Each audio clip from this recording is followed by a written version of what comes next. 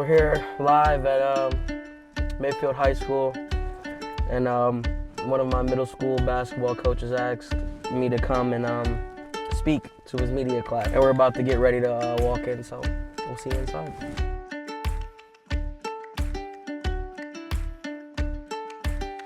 And I tell you, the buzz around here was crazy.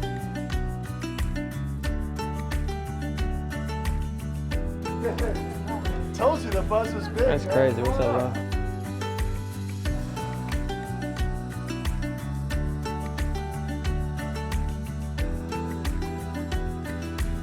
I'm going to introduce Chef Zae. But for those of you who don't know, a little background. It's actually, I don't even know when, but I coached Xavier. Xavier Crocker is his name that I know him by, but I coached him as an 8th grade. Yeah. His 8th grade year in Euclid, he was 4'11", this probably. big, maybe. Couldn't ride a roller coaster. But just a lot of fun. Kind of the same guy that you see if you follow him or watch him on any of the social media platforms. But so we were just kind of talking, and a lot of these guys, some guys are here because some of these guys are here because they're fans of the Browns and stuff. Other people are here because of, they're with my advanced digital media class where we, dealing with everything from video production, social media and stuff. So we figured we'd talk about, they'll have questions or you can give what you want, but just kind of at one time you were sitting here listening to somebody about something, and now you cleared about 215,000 followers on TikTok. Something like that, yeah. And so I figured you'd kind of share your story and just kind of go where it is. So just a quick round of applause for Chef Zae.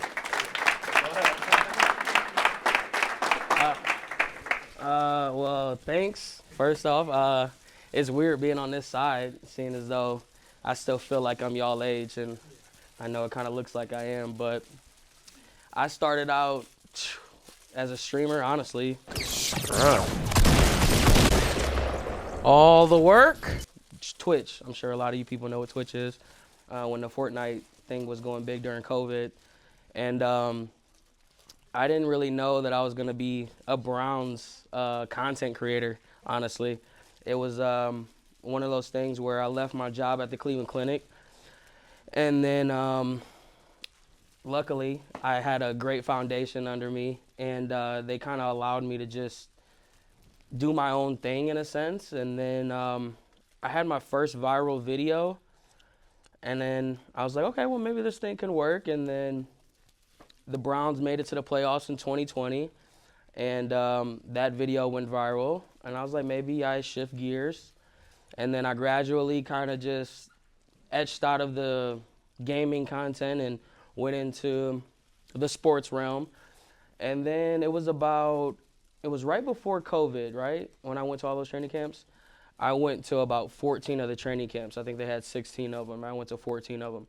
And I kind of built a little bit of a relationship with some of the players and the co-workers. Rashard Higgins was one of the guys. He actually got made one of the articles. Nick Shook, he wrote one, and he talked about this heckling fan that was messing with Rashard Higgins every practice, and it was me talking about bowling. So we were supposed to end up going bowling. We ended up didn't, and then, one thing led to another. But ultimately, it led to where I am now. I'm trying to think of Travis Kelce was when I knew the moment. Well, I was like, okay, now we're actually cooking with grease, because it was the Jarvis Landry softball game, and Travis Kelce was signing autographs. I'm like, let me just go say hey to him. I walked down there, and he's like, yo, what's up, man? I'm like, you know me? He's like, yeah, I seen your videos, man. Everybody kept tagging me in and stuff like that. I'm like, wow, that's crazy. So I kind of fanboyed for a minute, and then I went back down there. I'm like, wait, I need to get a video.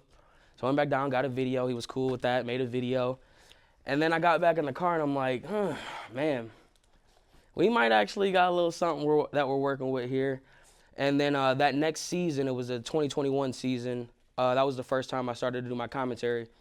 And after that was just a domino effect. I mean, one video after another.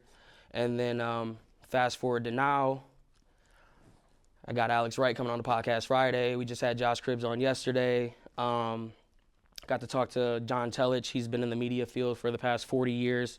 So that was a surreal moment to know that a guy that has been doing it for so long is like, hey, you're killing it right now. So that was crazy in itself. But pretty much this whole ride has just been, I wouldn't say luck, but it took a lot of luck, and it took a lot of foundation, because a lot of people don't get the opportunity to, go all in with this thing, because there is no money in it when you first start. And luckily, we got through the tough times, and I was fortunate enough to finally start reaping some of the benefits. And, next season I plan on taking, actually, I do got something for the class. I got a couple things for the class, actually, so you can hang it up in the room. This is the end goal, really. I want to take the whole experience and do the crock pot on wheels, which I'm sure some of you guys already know, so you can hang this up on your wall whenever you want to. But basically do exactly what I'm doing now and take that down to the Muni lot and travel to all the games and try to make it as interactive as possible, because ultimately, without support from the people that are watching the videos and liking it, I wouldn't be in this position today. So pretty much just put your head down, don't care about the views. A lot of people get into this industry, first thing they want to look to is say, oh man, I worked 3 hours on this video and I got 20 views. Well, you got 20 views. That's a start, because if you don't start there, you never know. That 20 person could be a Josh Cribbs, or it could be a Miles Garrett, or whoever the case may be.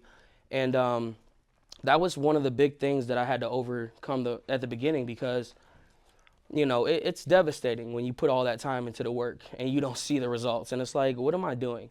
But ultimately, if you love what you do, if you pick this and you genuinely just like to make videos, eventually something will click. And that's pretty much the biggest thing that I've taken from all of this, is that just get through that shadow ban, so they like to call it. It's not shadow ban, your content sucks. My content sucks. I watched back, he's like, can you get some videos? I went back and watched some of my videos. I wish I would have had the PowerPoint for you. I have it on my phone if you have a way that you can signal it through. But I watched some of my videos and they were really cringy. I'm like, I don't know if I can show this in front of y'all, but it's part of the process. And eventually you get comfortable in front of the camera and, kind of just becomes second nature. But don't worry about the views, because it doesn't matter in the beginning. Eventually they'll come if you put in the work and you find a niche that you like, because that was another big thing. Like I said, I started out doing gaming content. That was a slow process, but in the beginning, it was more so learning the algorithm. It was more so learning how to edit. It was putting B-roll clips into certain areas that you don't know what to do and stuff like that. And then once you find what you like and you got a groove, that's when you can kind of start critiquing yourself a little bit more and understanding, like, okay, these 20 views, 40 views aren't working out. Maybe I do need to do something different. And once you do that, you'll start to see, the results. And I would say the other biggest thing that got me to where I was the amount of content that you post. A lot of people do put in 2-3 hours into that work, and then they think that that's the only video they need to create. When in reality, I didn't start seeing real traction until I was popping out 4 or 5 videos a day. And that could be 10 seconds, it could be 30 seconds, or whatever the case may be. But the more content that you pump out, the more opportunity it has for it to click somewhere. So not worrying about the views and just pumping out as much content as you can in the beginning are probably the 2 biggest reasons why I am today.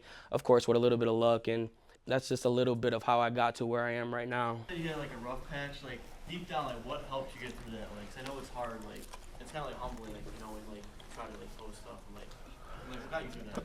Really, my love for the Browns.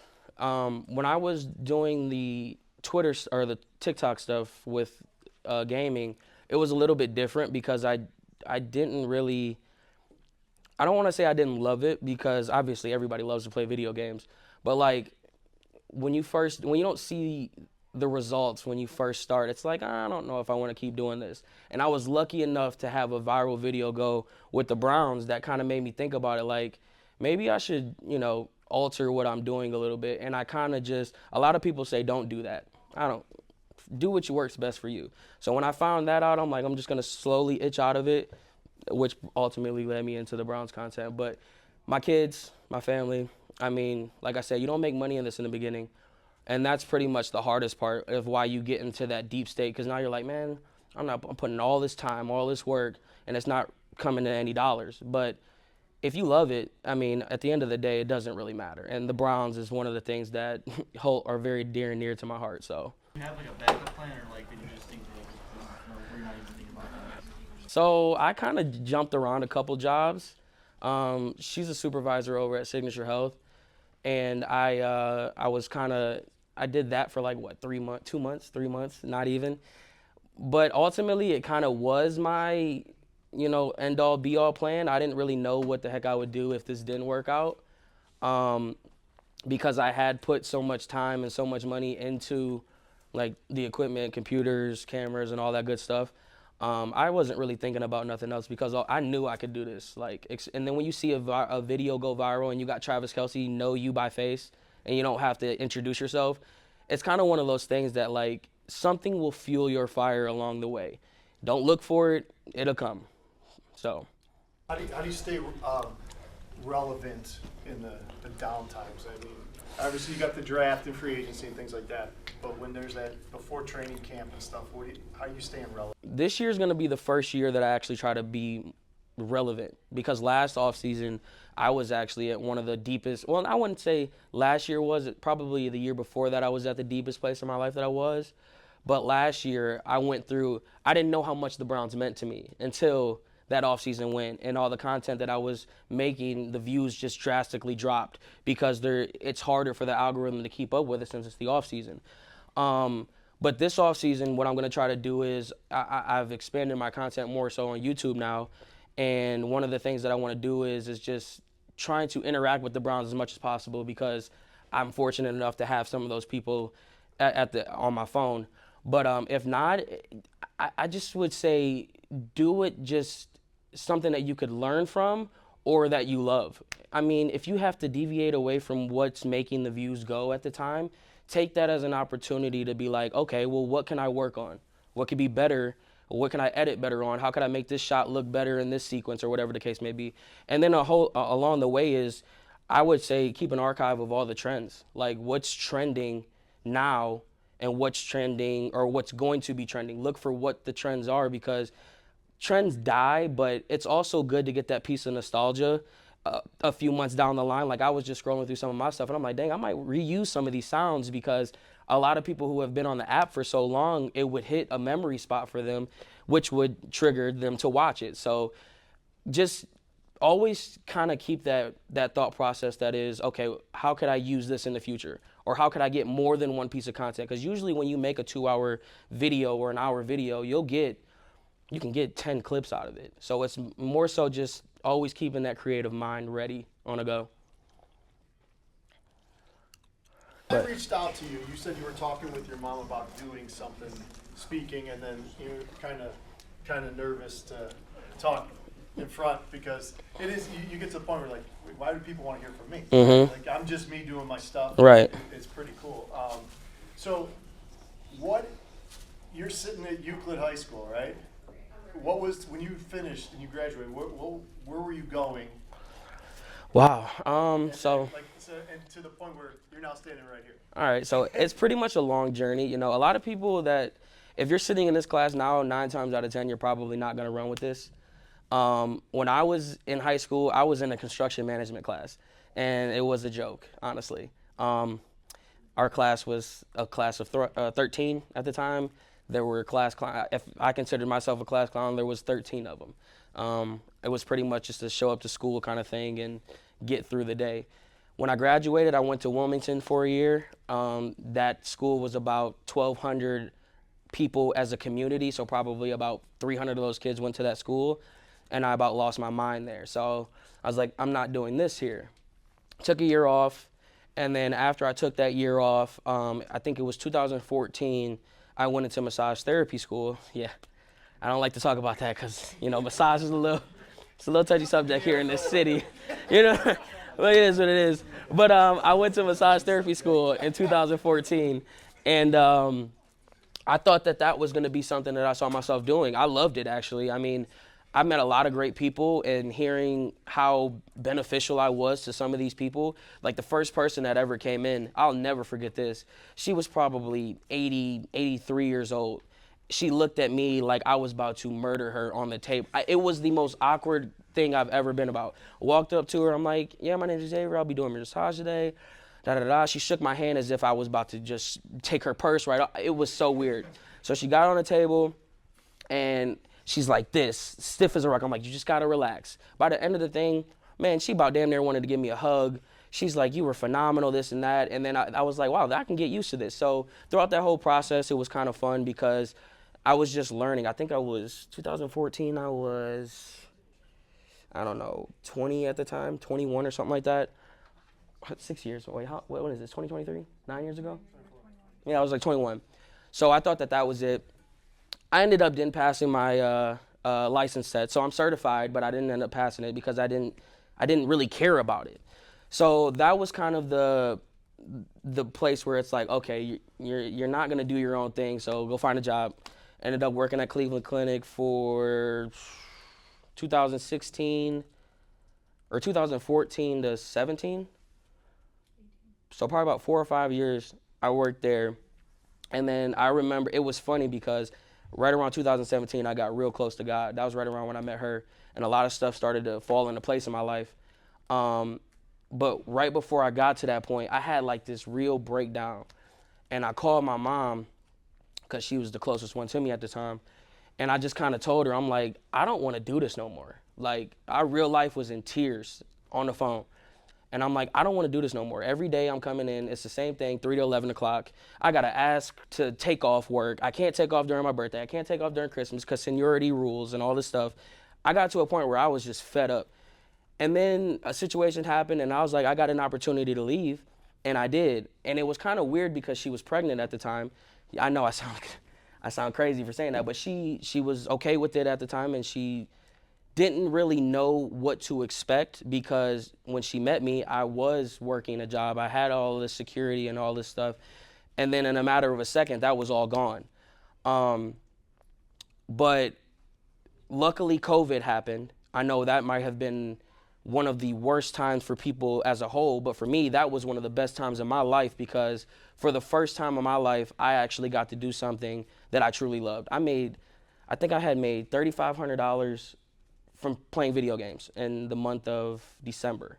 We were sitting at like 1,300 subs. We had did a charity event. It was surreal what I was living. And that was when I was like, okay, they can see it a little bit now, but they didn't truly believe it. Once that kind of died off and COVID got back, I was 2021, there was a real dry spell, which was I was thankful that I started to do the commentary because I wasn't doing the commentary up until this point. And I was lucky enough that I got a couple viral videos that they could just see that, okay, there's potential there. And that gave me just enough leeway for them that it's like, okay, you gotta get your ass up and go to work. You know what I mean? Like, this is not gonna work. You know what I mean? And when did you guys really buy? I want to say they bought in around the time. When do you think that was? Probably been only like a year. Yeah, I would say it really kicked in when the Browns followed me on TikTok. So this was right when we came back from. This was right after COVID. They let up all the bans from everything, the traveling bans and stuff. We had came back from Florida right in time for training camp. And the first day of training camp, there's this guy comes up to me. He's like, "Oh, you made it in. I see you got some tickets." I'm like, "Yeah, I made it in." He's like, "I see you're on day 31 of your challenge too." I created this challenge where I was going to post a video every day until the Browns either followed me back, we won a Super Bowl, or I passed them in followers or something like that. So day 31 got here, and it's playoff time, and this guy comes up to me, and then we have that conversation. I'm sitting down at the table. My dude's like, he's on the phone right now, and he's staring at you. I'm like, okay, whatever. Gets off the phone, walks over to me, goes, check your phone. Sure enough, they follow me. And then that was kind of the moment that I was like, okay, now we really just no more, Browns is strictly it. And then I'm trying to think of the Lions. The Lions ended up were the first people to follow me, so that was another piece of string that kept them strung together. I'm trying to think of what was the exact moment. What was the first thing that happened? That's really driving me crazy now, but it really has only been like a year that they finally see the vision, because this profession is expensive. It takes money to create great content. I mean, it's obviously we're sitting here now. This is great content because you guys are learning something. But if you want the entertaining stuff that I provide, it takes a little bit of money. And they don't want to dish out $20,000, $30,000 to get an RV or to do all of these things. But now that they see what I'm working with, they see that I got these players and all of this stuff, the vision is a lot more clear to them. But because I was so focused on the fact that I knew that I could do this, and it's not only that I knew I could do this, I love to do this. Like, it doesn't matter to me if I get 100 views now or 200 views. I really couldn't care less. But people like what I do, and I think the key is just finding something that you can tolerate to do even when people aren't watching, because that's where all of the gains are going to come. Like, for instance, if y'all are in sports, like, everyone thinks going to the gym, doing a 2-hour workout with coach, hitting them sprints, and then doing a 30-minute workout session afterwards is going to get you to D1 basketball. I can tell you it's not. There's kids that are going to leave this gym. They're going to go here, work out for 30 minutes. They're going to rest for 15. They're going to go work out for another hour in shooting. Then they're going to go home. They're going to recover. They'll probably watch some film. They'll do everything that they can in order to get them above, because the average person, of course, if you're talented, like I was, we had a player on our team, Bobby, who was as gifted as anybody in this class. He could pick up a basketball and score 40 right now. That's how gifted this dude was. But talent only gonna take you so far. It really, truly is. And if you're one of the fortunate ones, the one of the 1% people that let talent take everything, for instance, like Ja Morant, not saying he doesn't put in a lot of work, because I imagine he does, but that's a naturally gifted athlete. Like, he could walk onto a track and probably run a 10, and a 100 meter. But not everybody is gifted like that. So you got to look at those people that actually, like, one guy that I like to look to that puts in a lot of hard work, Greg Newsome. He's been getting a lot of hate these past few days because he's been getting burnt. But you can't tell me when you watch the film and you turn it on that he didn't give 110% on getting burnt. I mean, it's the same as if you're talking about Buster Screen, which I'm a little bit older, so you probably don't know who he is. But he used to get beat every other play. But when you watched him, man, his helmet was like, I'm trying to make this play. Like, he just got burnt. It is what it is. And I think that's the biggest thing in anything is just put your head down. Who cares who's watching, ultimately, so. Player in particular that you want to someday do your podcast with in person? Obviously, I mean, Miles and Nick, those are a couple. I think I'm at a point right now where I'm not looking that far ahead, because I'm still in the awe moment that is, dang, I got players that like my stuff. I don't know if you guys saw the podcast, but DeAnthony Bell, he was like, yeah, coach came in, he got this highlight film, and your clip was on there. I wanted to melt. When I got off towards the end of the podcast, if you go back, I started crying and I had to end it because I was so emotional from it. So I'm still in that awe state where it's like, I don't care who you are right now. I'm happy to be talking to you. Like, having Joshua Cribbs on yesterday it almost felt weird, because it's like, man, this is the second time I didn't talk to this dude now. We're flowing. Like, I kind of do want to get up to that point, but I'm still amazed by all of it. I think the biggest thing that I'm looking forward to right now, though, this offseason, I do want to get the crock pot on wheels. And I already talked to DeAnthony Bell. I got Alex Wright coming on Friday. I'm going to mention it to him. Cribbs already said, just let me know.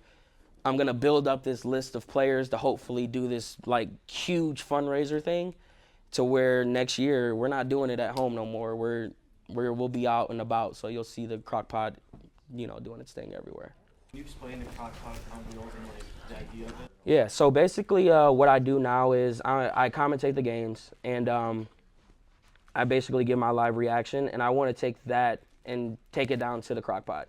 But the thing behind it is, when you go to these tailgate parties, it's always, pay this to do this, and then you got to buy all your drinks. And I'm more of a guy that wants to give back. So I wouldn't be in this position if it wasn't for the people that click follow on my thing. So the thing that I want to do is I want to, I'll have this list of the people that have been supporting, and we'll rotate it through every week.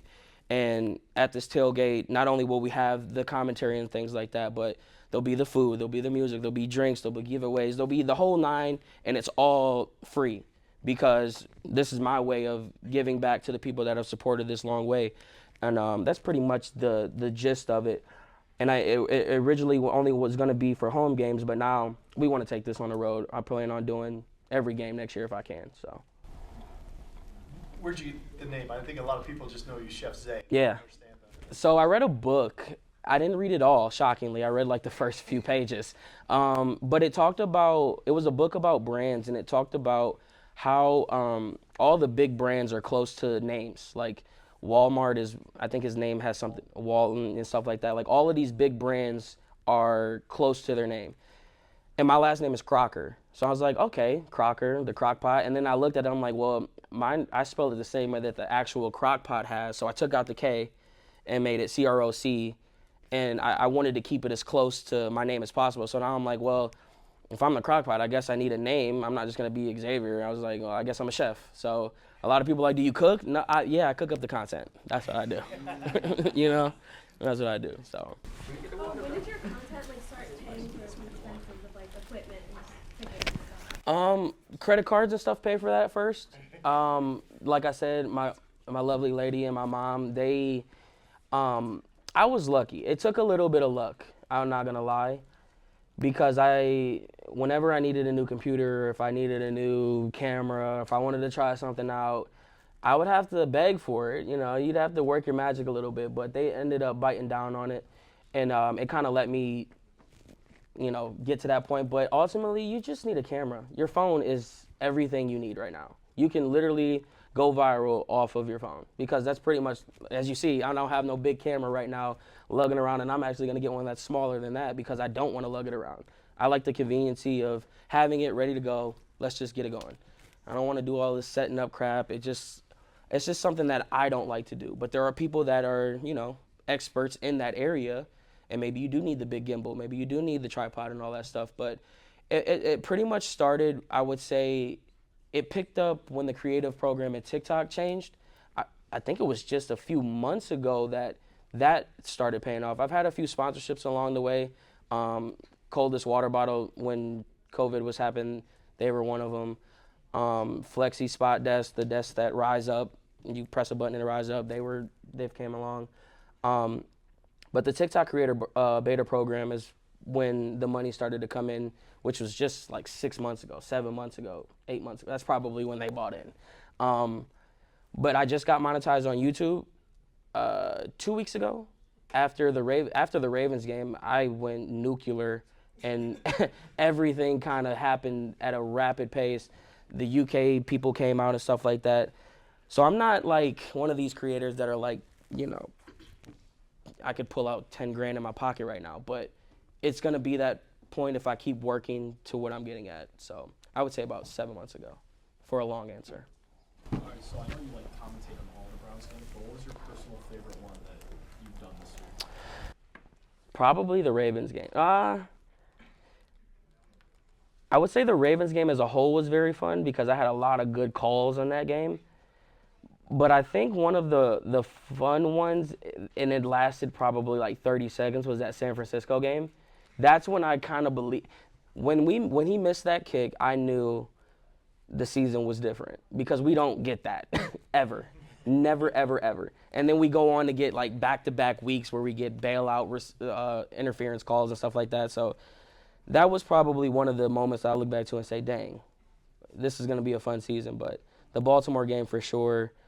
And then, obviously not the playoff game. For how long?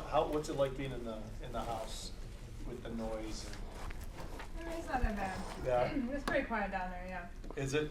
Yeah, I mean, you can hear him when something happens. He goes berserk, and you hear Bob hit the floor, but... Yeah. I tried to get him to bring. Bob is a heavy individual, and I just couldn't. I almost didn't even take him. So we had our preview of the Crock Pot on Wheels during the Arizona Cardinals game, and it was a hassle trying to get him in that RV. I think I actually pulled something in my bicep. My bicep was hurting for like 2 weeks. Bro, oh God, he really was.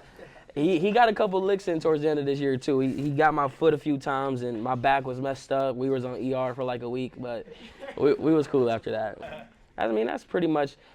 If this didn't work out, I don't know what the heck I'd be doing. I truly don't know, because I don't want to work for somebody. I think that I realized that when I broke down in 2016 or 17.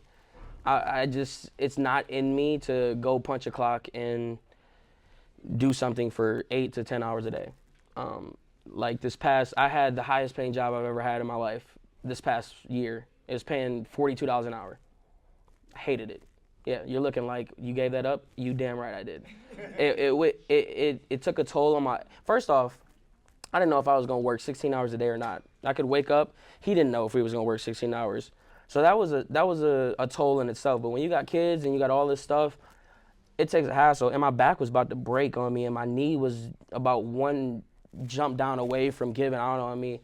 And then they wanted to switch my crew, and I was like, yeah, I think I'm at that breaking point. I'm done. So it's not really about money. It really isn't. And that's why I'm glad that they finally see the picture, because, you know, that's, everyone thinks that it is about money. And we live in a world where, you know, pretty much everything is about money. But it really isn't when it's all said and done. You could take away this table, you could take away these phones, you could take away everything, that headphones you got on, like you could take away all this stuff. And at the end of the day, you got your family and yourself. And that's pretty much where I'm at with it. So I'm grateful that I have them, because they were the ones holding the financial burden for a long time. And, you know, their time will come, because I see the trajectory, I see where I'm going, and it really is, it's one video away. You can be sitting here today and you could have 100,000 followers tomorrow. It's not likely, but it is very, very, very possible, because I'm proof of it. I mean, the first video I posted, I think the first video I was like, oh, I got a viral video. It was like 3,000 views. My dude's like,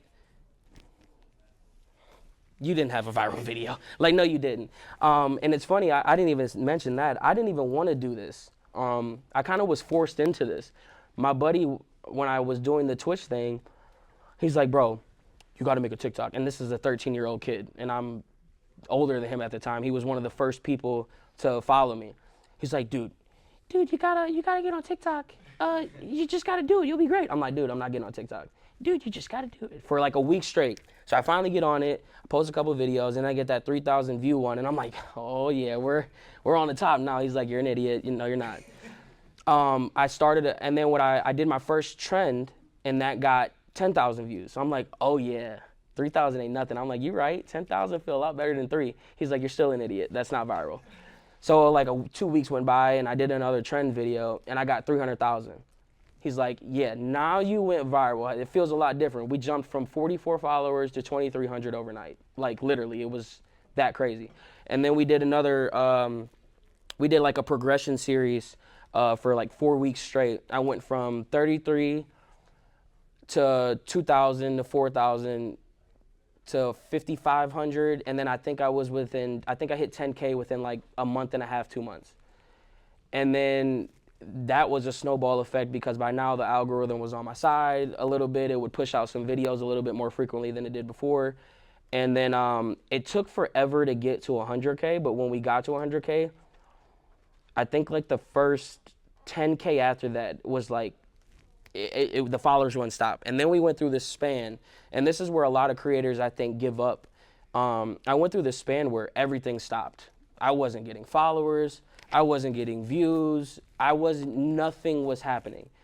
So I was at like 140,000 followers for like a good year, somewhere in that area. And then the football season came back up, and that's when I started to do the commentary thing, and it slowly started to pick up again. But then I went through a span where I got those few thousand followers again, and I think it was 180,000. I could not get over the hump. For whatever it was, I actually went through a 2-week period where I was losing like a couple hundred followers a day. And a lot of people look at that, and it messes with their mental, because they're like, what the heck am I doing wrong? And then you don't know it until you go through it, like what that feeling is when you just see all the hard work that you're putting in. It's like, I'm not changing my content. My content's the same. Why aren't the videos pushing? And I think that's where a lot of content creators break, because they don't understand that it's just part of the game. It really is part of the process. And I was dumb and not exploring other avenues as well. TikTok was my main focus for the majority of this stretch until this year, where I started posting on Instagram and YouTube, and I went from 2,000 followers, I think I'm sitting at 28,000 right now, And that was just within that Baltimore game.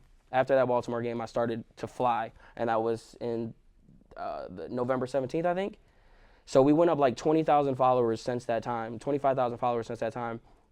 But it was all the same content. I just reused exactly what I was doing and posted it on all the other platforms.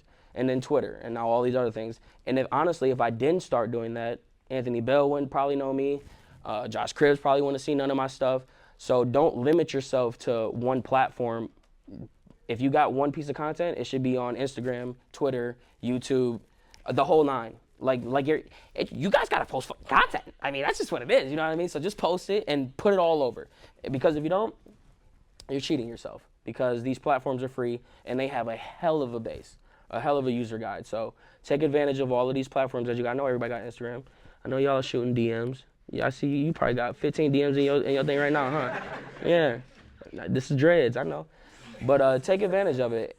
But I would if you want to take it seriously, separate your personal self from what you do on this internet. Because the people that you're sitting next to and your family members, they're not going to be the ones liking your videos. They're not going to be the ones sharing your content. They're not going to be the ones that are going to get you viral.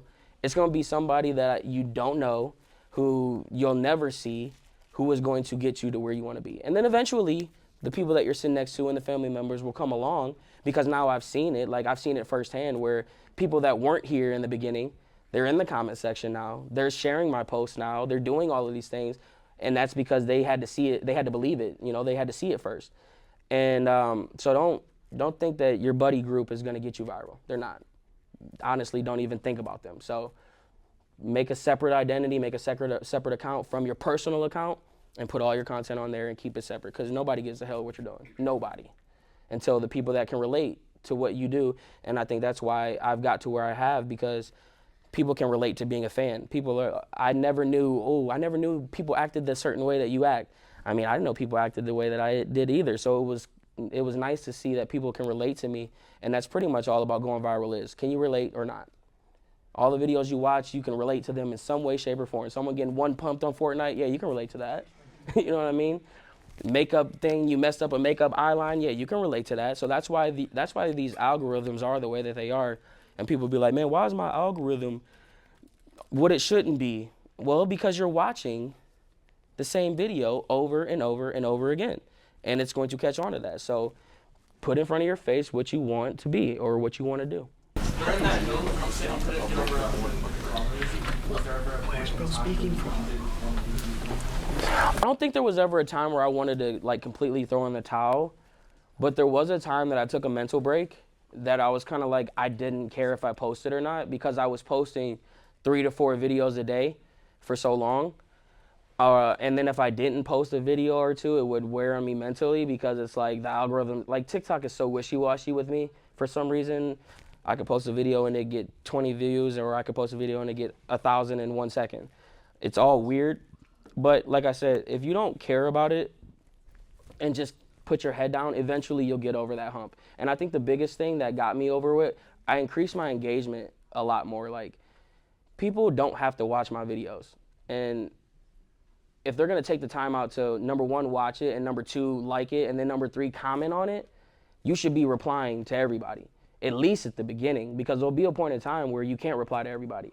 But I think that's what kind of got me over that hump, is that people could relate, and then they saw how much that I was engaging back with them. So hopefully the Browns still have a good future ahead of them Mhm. after the Watson years or whatever. But say the Browns are in another dark age like 2016, would you like revert to other teams like the Cavs? Oh, I'm going to do that now. I thought you were talking about a different team as in football, but no. The Browns could be 0-16 for the next 10 years of my life, and I'll probably still be looking like an idiot on camera, because at that point, what am I doing? You know what I mean? But that's just because I do love this team. I grew up with someone who, we used to bang this orange pot whenever the Browns scored, and you know, it was a lot of Phil Dawson field goals, but whenever they scored, we would open up the door and bang the pot. So I've been a Browns fan my whole life. But yeah, Cavs content's coming. It's just a matter of me kind of doing it. And I don't have Bally's, so, you know, Bally's is kind of, I heard that sometimes they don't even show the game. So when I heard that, yeah, I'm like, I'm not even about to pay for it if I'm not going to get all the games. Mm-hmm. bankrupt, so I don't think they're gonna be like going Cavs. I miss the days where you could just turn it on channel 30 and watch the game, but now you can't. So this is wild.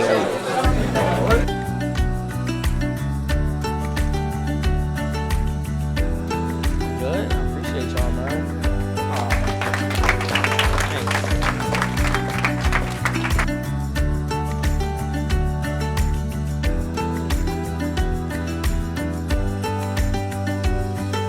And that is a wrap.